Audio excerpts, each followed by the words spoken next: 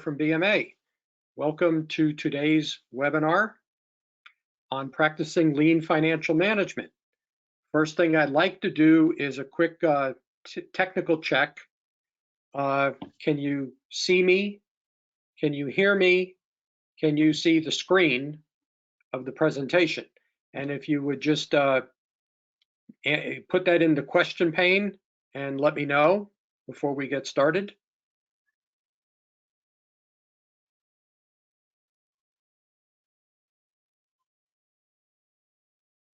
All righty, thank you. A few people have done that, so that's good.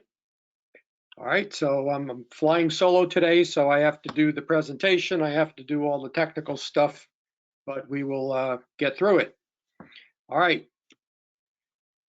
a few administrative issues to handle before we get started. If you would like to ask a question, open up your question pane, type it in. My goal will be to get to as many questions as possible towards the end of the session. If you would like to get a copy of the presentation, it's in the handout pane and you can download it.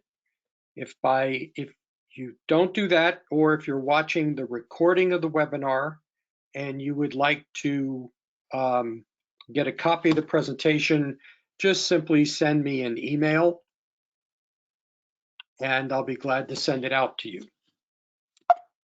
Hold on. If you are a certified public accountant and you would like to get one continuing education credit for this webinar, you have 3 requirements. You have to respond to the 3 attendance check questions. You have to be logged in for at least 50 minutes. You have to attend a live event. And afterwards, after the webinar, if you'd like a certificate, please just send me an email. I'll get those certificates out tomorrow or Friday. All right, that takes care of the administrative piece of the webinar. So what are we going to talk about today? Practicing lean financial management is one of the chapters in our new book, Practicing Lean Accounting. It's actually a very long chapter in the book, so I obviously can't cover everything in 1 hour, but we're going to highlight four primary practices under the umbrella of lean financial management. First is, what is the understandable and useful information for users? And what I mean by users, we're talking about managers inside the business that have to analyze the business and make business decisions. Those are the customers in lean financial management. Another practice is what's the using plain English and or value stream income statements as the source of financial information inside the business. We're going to talk about box score reporting. Then I'm going to show you some examples of how you analyze some basic business decisions using box scores and value stream income statements. And then we'll wrap up and take care of questions. All right, so let us get started.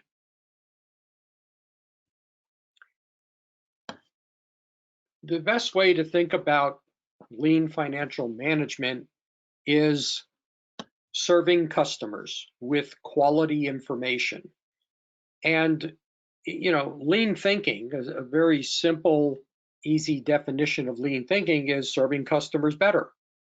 All right, so, you know, what does this mean in the context of lean accounting and lean financial management? And you have to, there's sort of like a hierarchy of value. You have to think about users, and then you have to think about the specific decisions that are being looked at. So from a user perspective, the information must be understandable. The value here is that the information is based on the economics of lean. How does lean work financially? The other user aspect, it must be useful, meaning it needs to be relevant and reliable for the particular decision that's being made. And, if you think about this, there's lots of decisions which go on in any size company all the time. So we need the most relevant and reliable information whenever a decision is going to be made. So some decisions we're trying to predict the future. Other types of analysis, we're looking at, what happened in the past and trying to analyze it. So the information needs to help with the prediction, help accurately analyze the past. The information must also be reliable. It must be verifiable and represent reality. Now, what happens when a company embraces a lean strategy is the definitions to the users of understandable and useful changes. And what's relevant and reliable, it changes. And it's very important for accounting and finance to recognize this, because you have been producing information, or you have been performing certain types of analyses for a long time. And so some of the analysis, some of the numbers may not be valid anymore under a lean strategy. Now, there's degrees of this. It's not like everything we've done in the past has to be stopped, or the numbers totally have to change. And this is something that you have to really think about in your company and talk about, because the position you don't want to be in is producing information which the users don't use or ignore, and it's poor quality. Okay, and quality, just like in any company, quality is defined by the customer. And this happens a lot where companies call me up and they'll say, hey, we've been on the lean journey for a few years, and we just don't feel like we're getting the information we need out of the system. So this is not the fault of accounting and finance. It's a company issue. All right, so let's look a little bit about the value. The economics of lean. How does lean work financially? It's very important to sort of you need to understand this on an individual level, on a company level, and analyses need to reflect the underlying principles of this. Continuously improve, eliminate waste, whatever you want to call it. The primary output, or the primary benefit, is creating capacity or time. You eliminate waste, you eliminate a wasteful activity, you primarily create more time. Then, the financial impact is really, what do you use with that? How do you use this time that's created? Okay, you can use the capacity to deliver more value, serve your end user customers better, and possibly drive more revenue growth. Or you can take that capacity and achieve cost reduction. For example, if we're creating capacity through improvement, well, maybe we don't have to hire as many people as we think. Maybe we don't have to buy machines or equipment. So, it's what you do with that capacity that really determines the true financial impact. And sorry about that. Achieving sustainable financial success, or another way to say this is leveraging lean for financial success, is about measuring and understanding capacity and determining at at all levels of the business, what are you going to do with that capacity?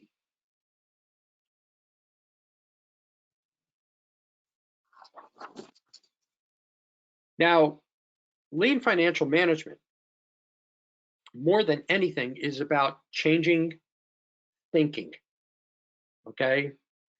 And, numbers, the numbers that are used in analytical practices drive thinking patterns. And those thinking patterns that drives organizational behavior. The behavior drives the decisions, and those decisions drive the numbers. So this is a thinking cycle. Okay, we have numbers, we make it, we drive it, it drives us down a thinking pattern. It drives down behavior, and it leads to making decisions, and also then it becomes sort of like self-reinforcing. And what do we want to do? We want to drive lean thinking. We want to support all of the lean practices and tools and methods. So what we need is we need the numbers to make that happen. And we don't want to use numbers that drive non-lean thinking. The best example, and we could spend hours on this. Actually, I'm doing a workshop on this. The best example of the wrong numbers to use are numbers that come out in a lean manufacturing company, the numbers that come out of a standard costing system. Okay, if you're, for example, measuring operations on overhead absorption, which is it's a performance measure in a standard costing system, well, the only way you generate more overhead absorption is to build more product. If you don't have the orders, you're building inventory. And that, while that makes overhead absorption look good, it's anti-lean behavior. And so this is what we have. This is the challenge in companies, is we have to change the thinking by changing the numbers. And to be quite honest, not all the numbers go away. And so you really have to, be cognizant of this and coach people into new thinking patterns. I truly believe that, this is one of the primary roles and responsibilities of a lean accounting function, is to be lean financial coaches and help coach the company through the new analytical practices with the new numbers. So what that means, if you want to be, if the goal is to be like lean financial coaches, you have to believe it and you have to understand it also. Okay, it has to, and so it's really incumbent upon accounting and finance people to embrace the economics of lean and everything else we're going to be talking about. All right, so that brings us to attendance check 1. And I need to get to my panel. I'm going to launch this poll. So please answer it. And I'll give you about 30, 40 seconds to respond.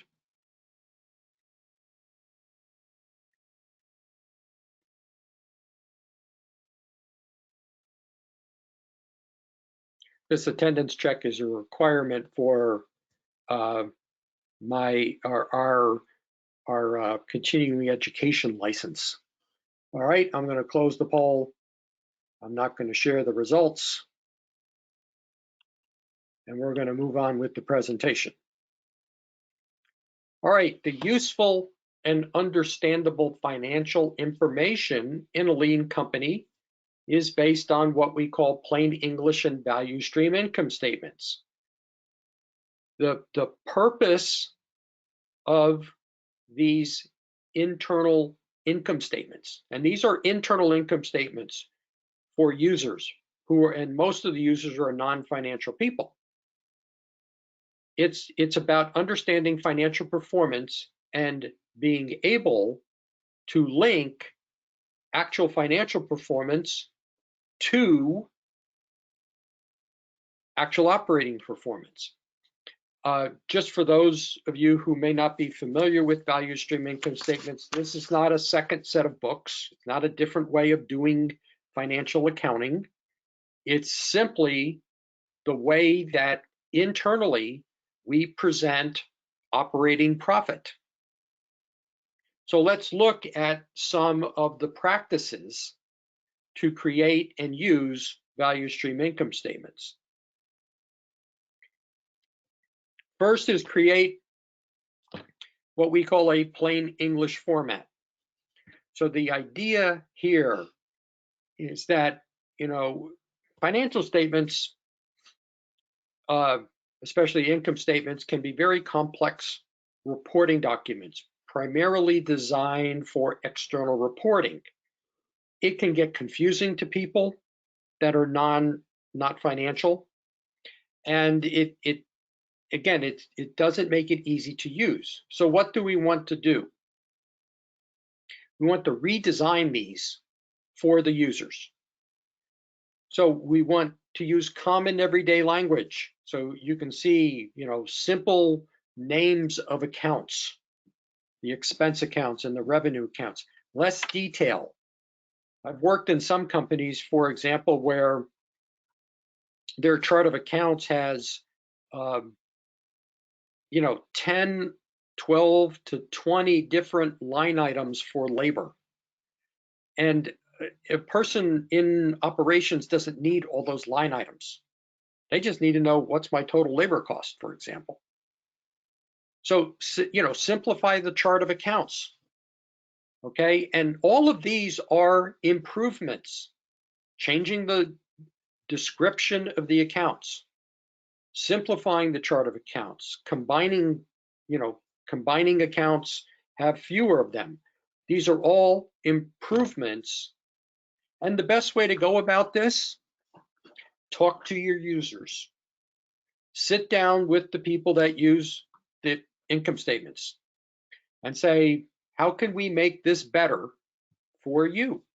And they will tell you, and they will appreciate what you're doing for them.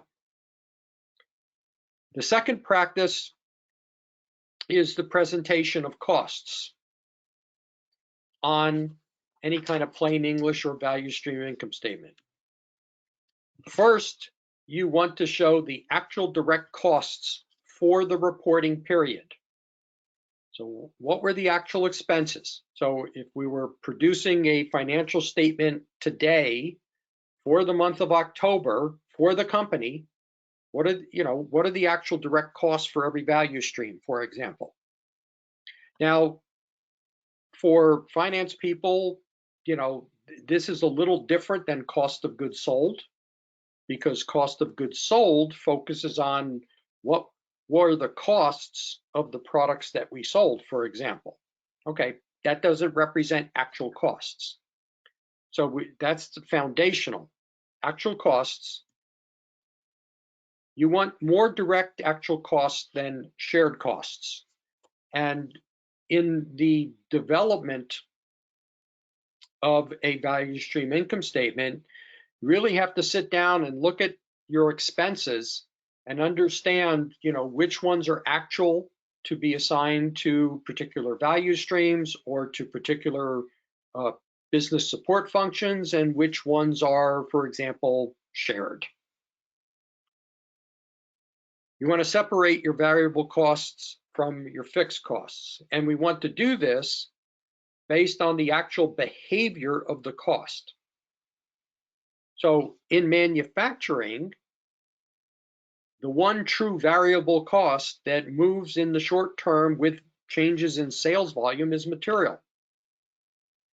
Your full-time labor is a fixed cost because you pay your people to work their 40 hours, no matter what they're producing or for example, what they're not producing, or if they're doing maintenance or whatever.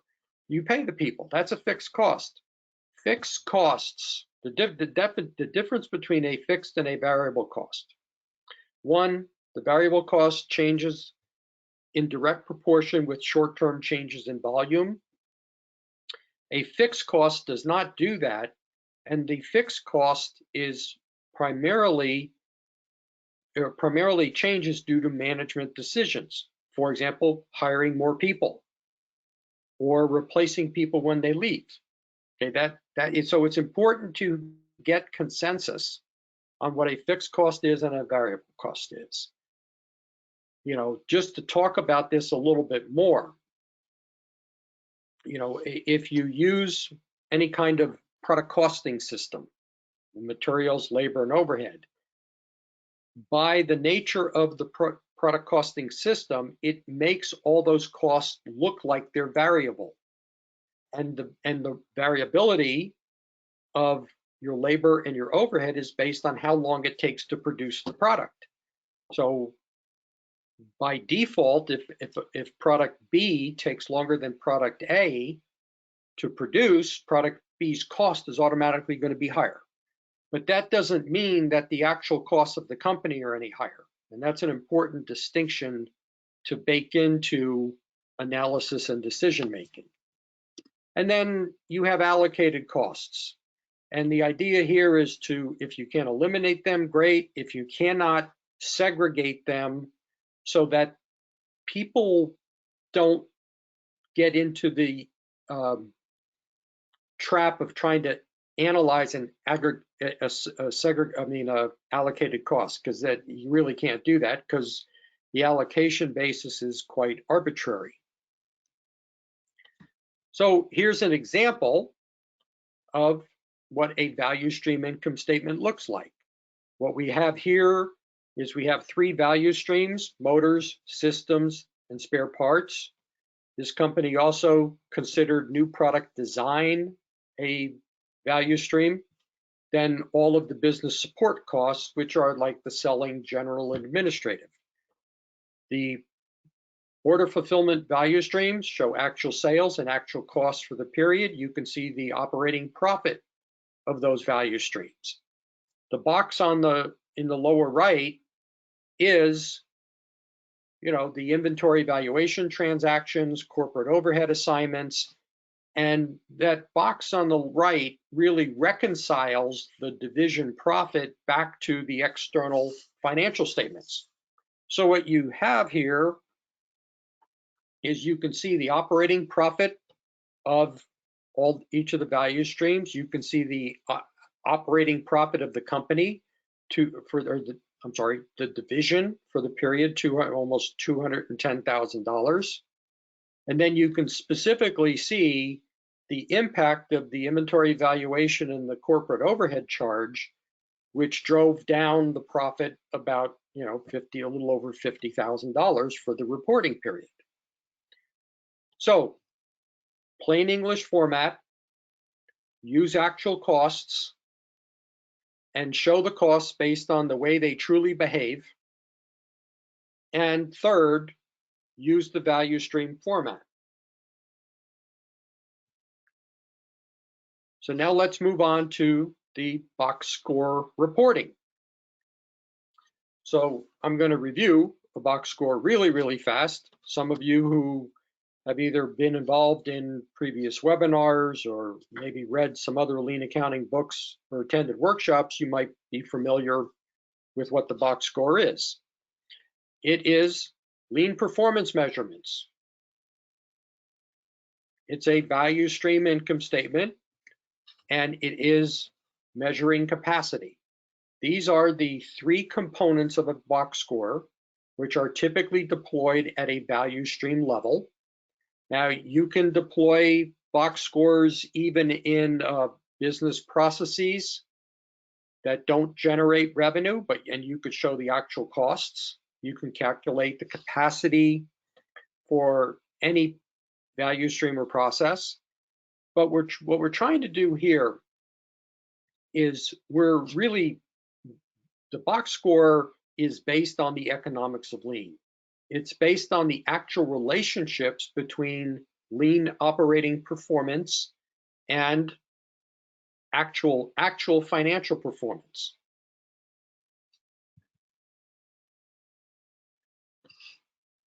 So we want to report box scores at the value stream level. Ideally, you do this on a weekly basis. Maybe you just do it on a monthly basis, but when we talked about numbers driving thinking, the box score numbers and using them in analytical practices is what changes the thinking patterns for managers, for teams, and really for the company as a whole. And for companies that make a commitment to box score reporting, it really has a transformative aspect in the business.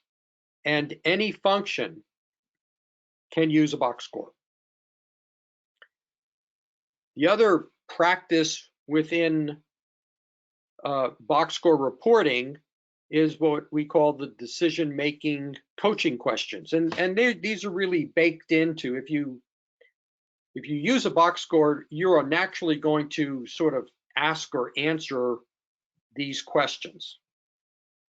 One, is there a change? If you're performing an analysis, is there any impact on demand and sales?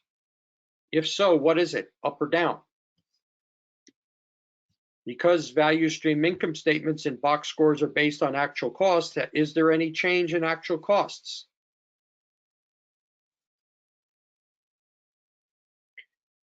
Is there any change in the variable costs and the contribution margin? Is there an impact on capacity? Is there an impact on performance? Is there an impact on cash? These 6 questions really create, if these 6 questions are considered when performing an analysis, you really end up with a good comprehensive analysis of any kind of business decision. And I talked about box score reporting. I think it's good to use.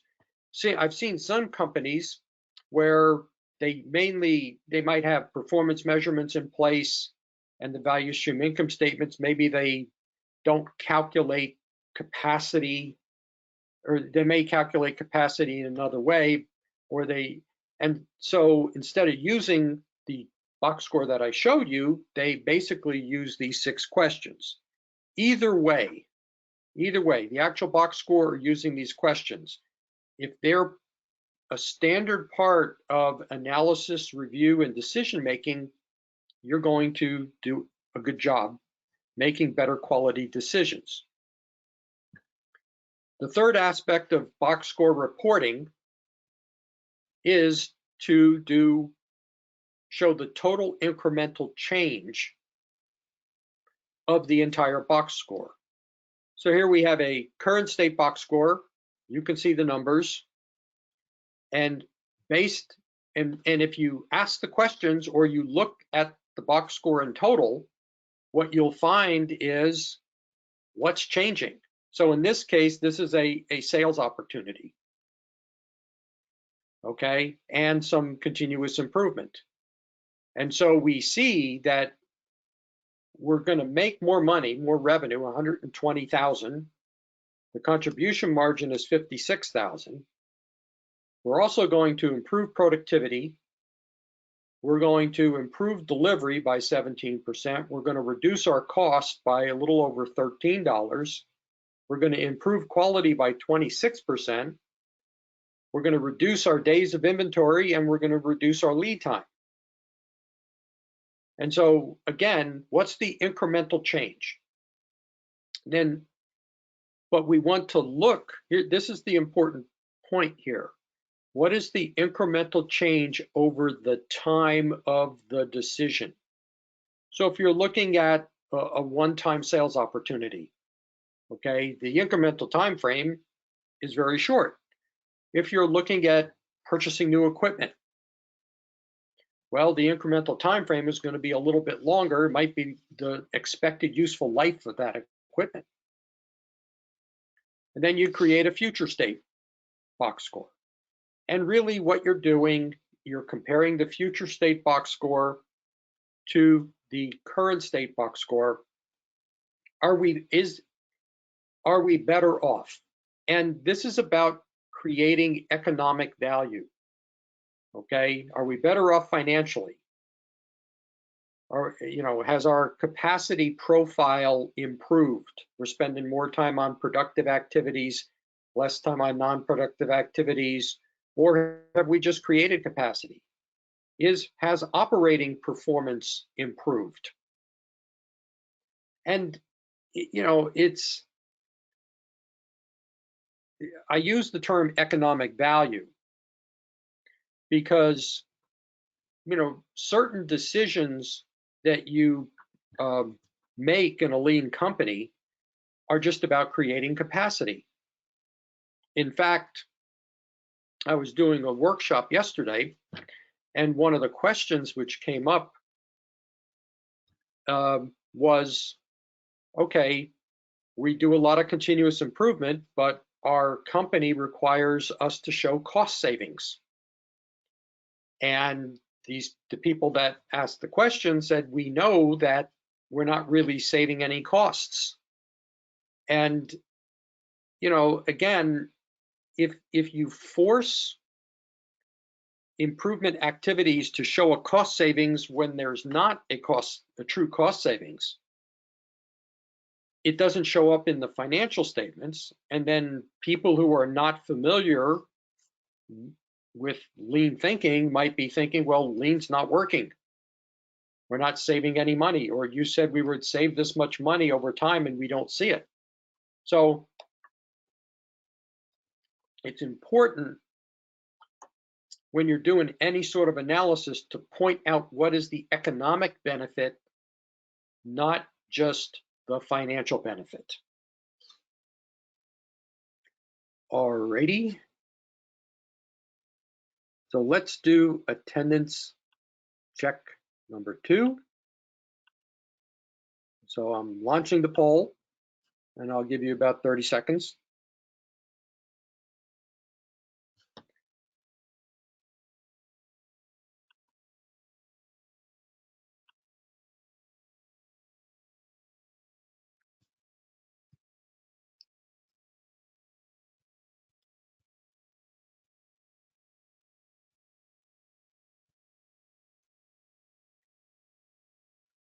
Alrighty, I'm going to close the poll. Most of you have voted. Not going to share results. I'm just going to take a peek at questions. Okay. Okay, so let's move on. So let's just do a quick review.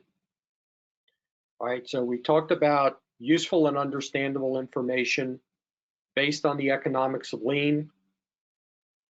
What is that useful and understandable information? It's encompassed in the box score. It's lean performance measurements. It's a measurement and a calculation of capacity that reflects lean thinking. And it is a value stream income statement in a plain English format. Those are that basically is the useful and understandable information. And if you're on a lean transformation, it's really, really important to build this information and begin using it in the business. Using it in the business is the hard part, again, because it's changing thinking, but it needs to happen. And as I said, this is a lean leadership opportunity for accounting and finance. The successful lean accounting transformations that I've worked on, accounting and finance, basically they embrace box scores. They learn how to use them. They understand the benefits of box scores, and they become sort of the cheerleaders and the coaches for getting the rest of the company to use the box scores and feel as enthusiastic about box scores. The lean accounting transformations that maybe don't work out that well is where accounting and finance really, they don't embrace the box scores. They want to just do what they currently do. So just keep that in mind. All right, so let's look at some examples. If you think about the box score, it's the dynamic relationships between financial performance, operating performance, and capacity performance. So for any decision, this is the thinking we want to understand. What's the interaction here? So let's look at measuring the impact of continuous improvement. So here we have a value stream that is planning a few improvement activities, which are going to improve on-time shipments a bit, improve first time through, improve quality. Also, they're going to reduce inventory. Dock-to-dock days is the same measure as inventory days. This company just called it dock-to-dock days. So we see we have improvements in operating performance. Our average cost per unit, and that's an average actual cost per unit, goes down a bit. What is this series of improvement events? What is the actual cost impact? It is a reduction in material cost from a little over 111,000 to a little over 108,000. Again, it's change in actual cost. Why is there a change in the material cost? Well, we improve quality, we have less scrap. You improve inventory, you're buying less inventory. So that's the direct financial impact. And those are valid numbers.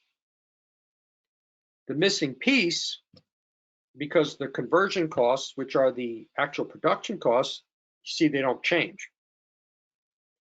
Excuse me. The missing piece is capacity. And if you look at the available for non-productive capacity and available capacity for both machines and employees, you see that the available capacity has just about doubled due to these improvements. And so these, this is why capacity is an important measurement, is because you can quantify this series of improvements beyond just the financial numbers and beyond just the operating performance numbers. So that's sort of the direct impact of these events. What can we do with that capacity? That is the next question to ask. And in this case, what this value stream was able to do, there was demand and they could sell more. So they used that capacity to produce and sell more. What's the financial impact of that? You can see that it's a little bit less than a $100,000 increase in revenue. The material costs go up proportionately because they're variable. Our conversion costs are about the same because we had that capacity. And you can see value stream profit, which in the current state was 104,385. Now it's 172,836. So the return on sales went from 31% to 40%. Inventory also, there's been more, inventory is down and there's more cash. The capacity profile is better balanced. There's more productive capacity. There's less non-productive capacity than the current state, and the available capacity is in good shape. And then you can see operating performance. So this is what you get by using a box score to look at continuous improvement.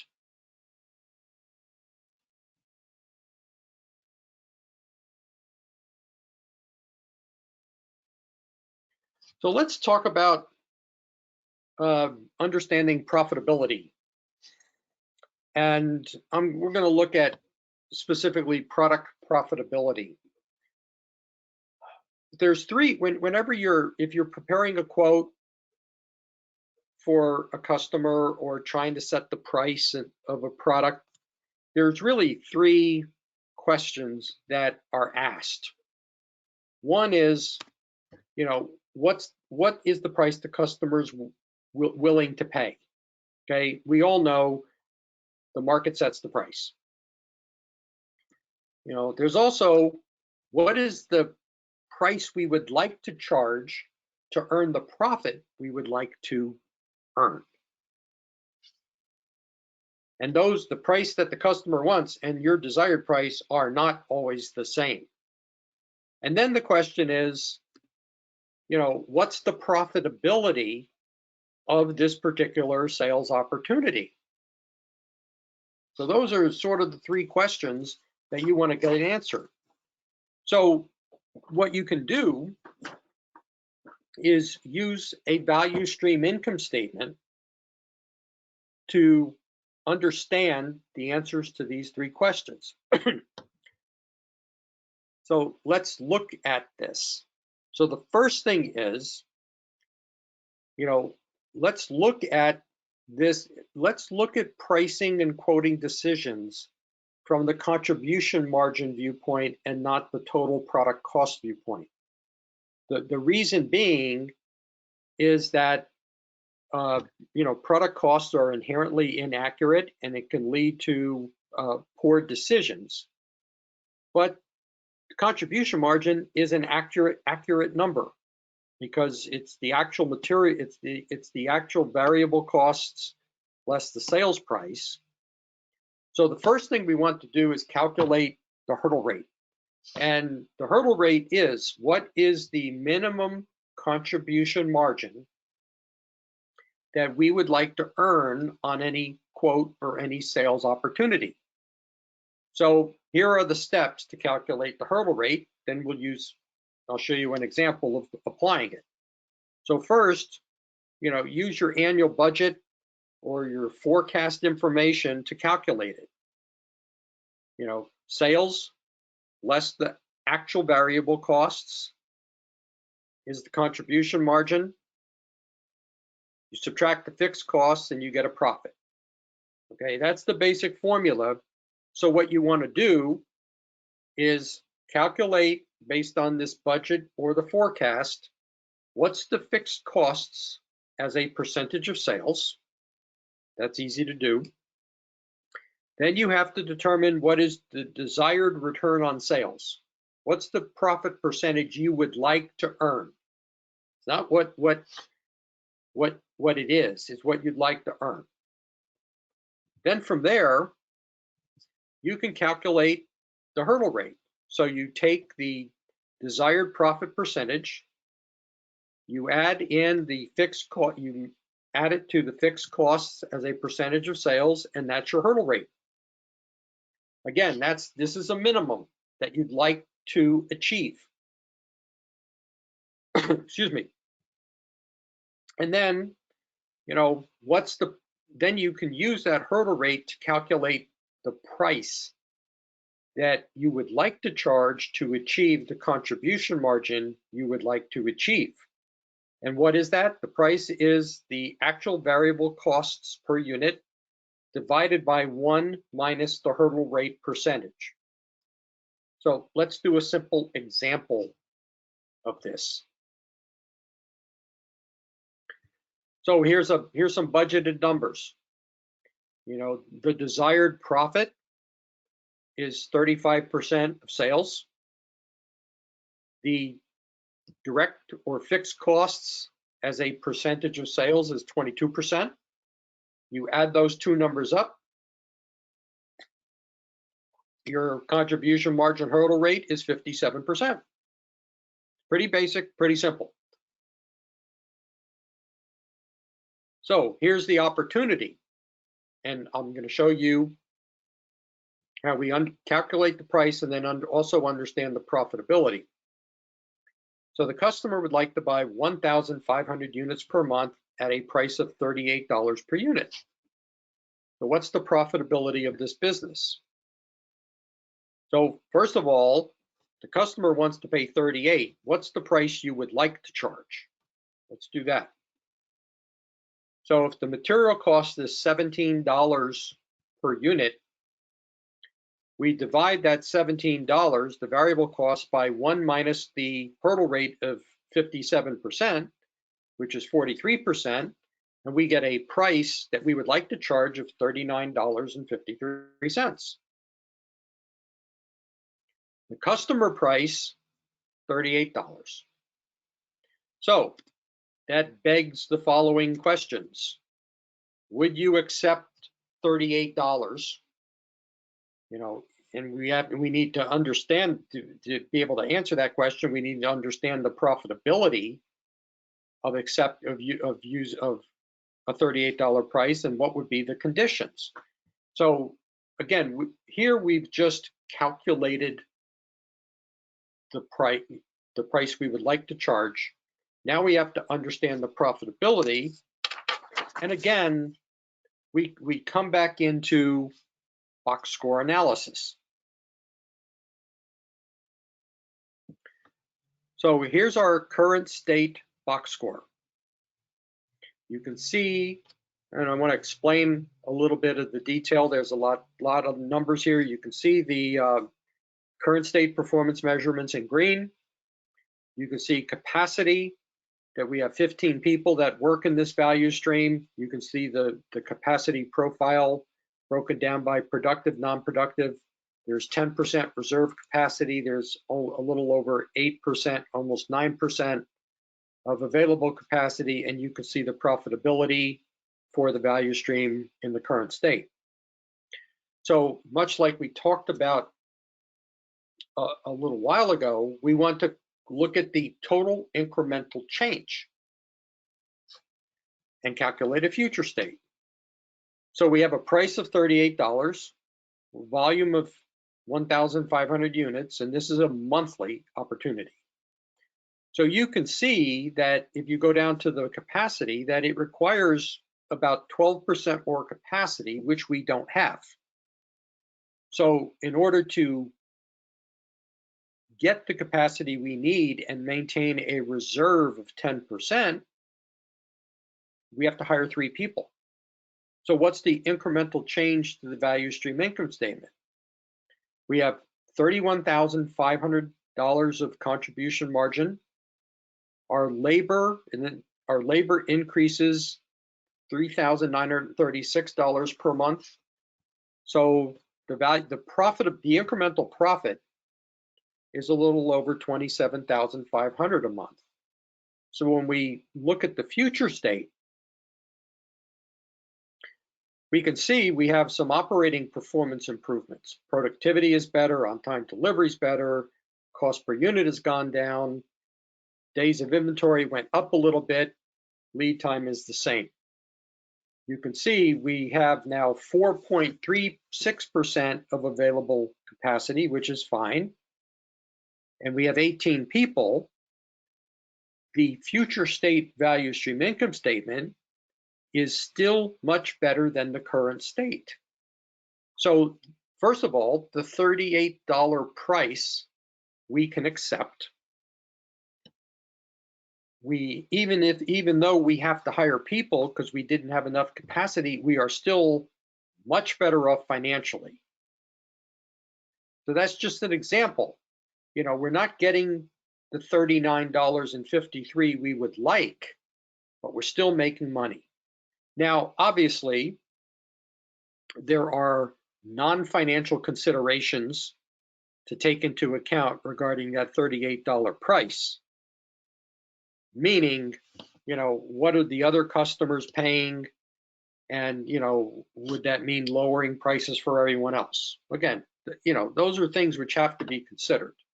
But the point of the exercise is, understand that, cost plus pricing. If you're using a standard cost and trying to calculate a price over it, it's inherently inaccurate and it could lead to poor decisions. You can calculate a desired price based on contribution margins and hurdle rates. You analyze the profitability looking at overall box score performance. All right, so let me open up attendance check 3.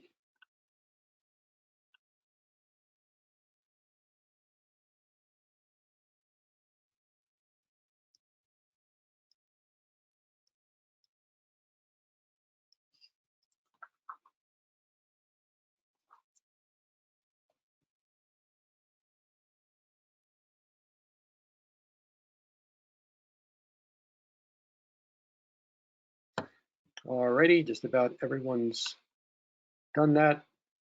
Not going to share the results. Okay, so let's wrap things up. First, we want to use plain English and value stream income statements. This is an example of sort of a company-wide plain English financial statements where we're looking at actual revenue, actual costs, actual gross profit, and then, like in the previous example, the inventory adjustment is segregated out, corporate allocations are segregated out, and it's quite easy to see that, the period 2 profit is less than period 1 profit, primarily because of the inventory adjustment, even though you sold more and you had more margin. So again, it creates a lot of clarity. It prevents a lot of confusion. So, the value stream income statements in a plain English format is a requirement. I call it a requirement in lean financial management.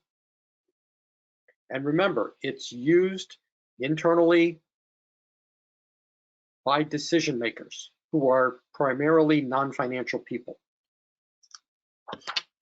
The other aspect when it comes to decision making and analysis is to incorporate lean financial thinking.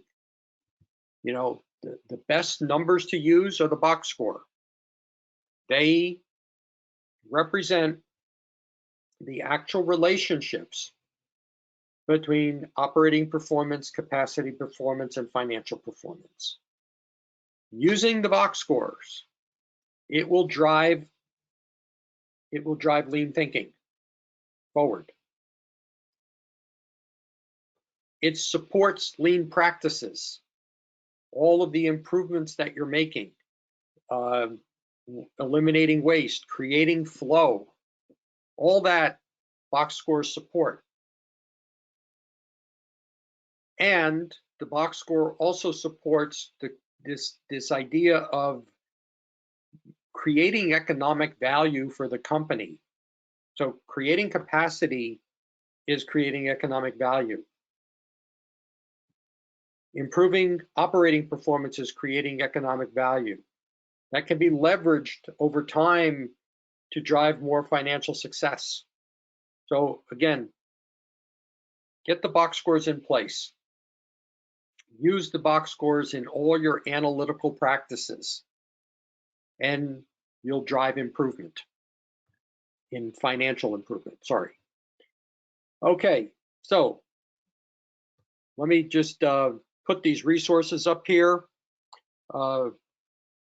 List of all our events. You can go to the BMA website to see the events.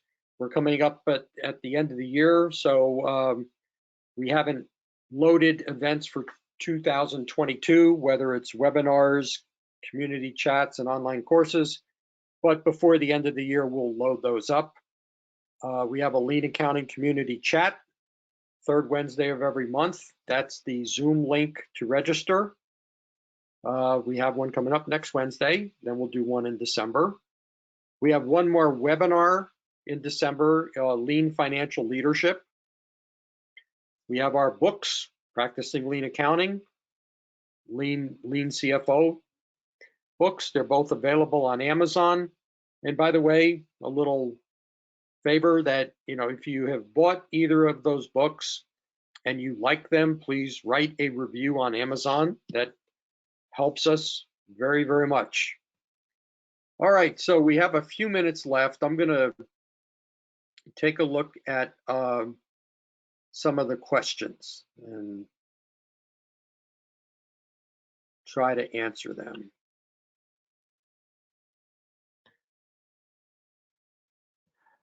Okay, so Olivier asked the question, in an effort to obtain actual costs, can we start treating wages as a variable cost by categorizing them by product? Here's how we teach labor costs. Your full-time people, that's a fixed cost, and it represents a fixed amount of capacity. Things like overtime, temporary workers, or contract labor is all sort of like variable costs.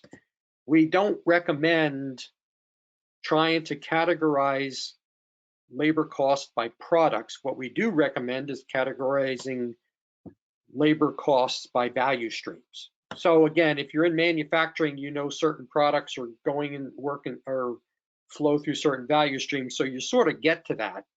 But we don't want to break it down into some granular level by specific products.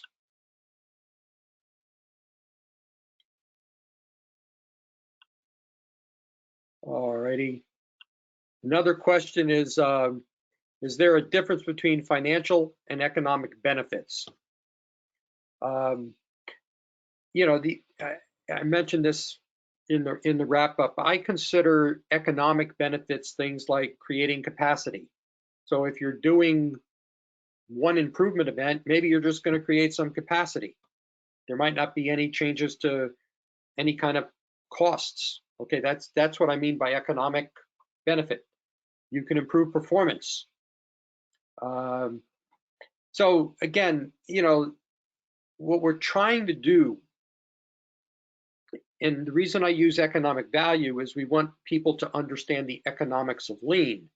We want to get people away from short-term cost-cutting thinking, where everything has to be a cost savings, when we know from lean thinking that that's not true.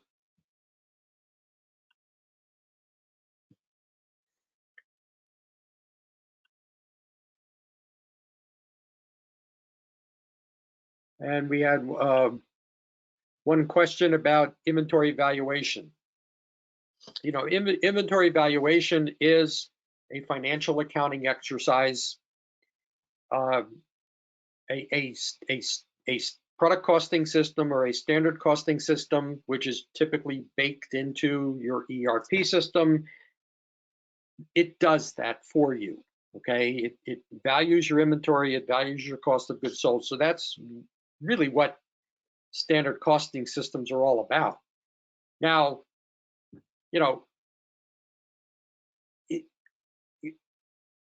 and again, I could again talk for hours about this.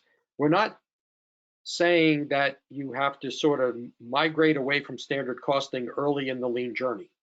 You have to use standard costing for inventory valuation purposes, but you don't want to use the standard costing information in measuring performance or doing any analysis. We want to use things like box scores. And that's really the difference there. So I always say eliminate standard costing information from your management accounting system, but continue to use it for inventory valuation. Now, in the long run, if you're able to reduce your inventories, you might be able to simplify standard costing. So I hope that answers your questions. If you have any further questions, please write me. So that wraps things up. We're at the top of the hour. Thanks for attending. Again, if you'd like a CPE certificate, send me an email. If you need a copy of the presentation, please contact me. Hope to see you next week on the community chat. That's always a good opportunity to use to follow up with any webinar questions. And we hope to see you at future Lean Accounting events. So everyone have a good day and see you soon. Bye-bye.